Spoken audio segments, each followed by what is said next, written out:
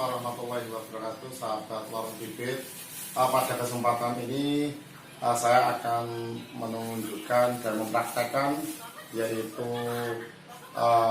membuat air asam, air minum asam. Ya, sangat mudah sekali, bahannya tetap asam ini seperti ini.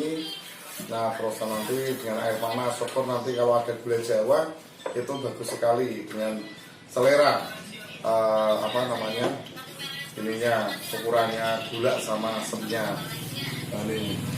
Nah, konon ini dipercaya sebagai obat batuk dan juga obat diet. Nah, maka jangan ragu-ragu untuk minum herbal dari asam.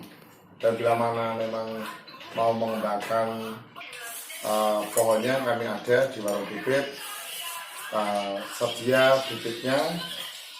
Dan tentunya kami adalah lapak real, lapak Warung Bibit di Karangdulur, Burusari, Kemiri, Purworejo, Jawa Tengah. Semoga bermanfaat informasi ini, air minum asam yang